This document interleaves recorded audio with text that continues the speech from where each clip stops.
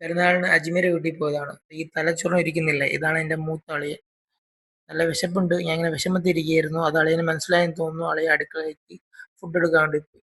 നമ്മൾ ഹാളിരുന്നാ കഴിക്കാറ്. അങ്ങനെ നമ്മൾ ഫസ്റ്റ് അറ്റംപ്റ്റ് പായ് വിരിച്ചു.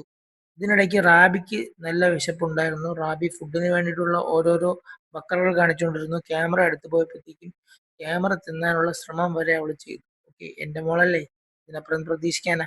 അളിയൻ ചോറുമായിട്ട് എത്തി, അജ്മി കറിയുമായിട്ട് എത്തി.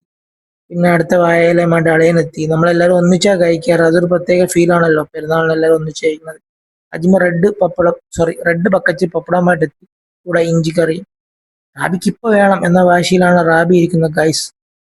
അടുത്ത അവിയലുമായിട്ട് പിന്നെ അജ്മി എത്തി. ഇതൊക്കെയാണ് ഇവിടുത്തെ വിഭവങ്ങൾ. ഓക്കെ, ഇതെല്ലാം ഉണ്ടാക്കിയ ഒരാളുണ്ട്. അജ്മി കൊണ്ടുവരണ കണ്ടാതൊന്നും അജ്മീറാണ് ഉണ്ടാക്കിയത്. ശരിക്കും അജ്മീരും ഉമ്മയാണ് ഇതെല്ലാം ഉണ്ടാക്കിയത്. ഓക്കെ, അവരെ ഈ വീഡിയോ ഞാൻ കാണിക്കുന്നുണ്ട്. വയ്യാത്ത നടുമ ഉണ്ടാക്കിയില്ലേ. അവിയൽ, തോരൻ, നേരത്തെ പറഞ്ഞ കറി, മാങ്ങ അച്ചാറ്, ബീഫാണ്, ചിക്കനാണ്, ഇഞ്ചിയാണ്, പിന്നെ പരിപ്പാണ്, ഓക്കെ, പപ്പടം. ഇത്രയായപ്പോൾ തന്നെ പരിപാടി ഒക്കെ ആയി. നമ്മുടെ നാട്ടിലൊക്കെ ബീഫ് എന്ന് പറയുന്നത് കാളയാണ്, ചെറിയ കാള.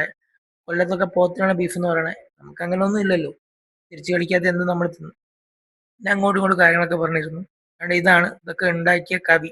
പിന്നെ ഞങ്ങള് ഇല മടക്കിയായിരുന്നു, മനസ്സിലായില്ലേ. ഇലയും കൂടി മടക്കിയാലല്ലേ സദ്യ കംപ്ലീറ്റ് ആവുള്ളൂ. അത് ഈ വീഡിയോയിൽ എടുക്കാൻ പറ്റില്ല. Sorry guys, by.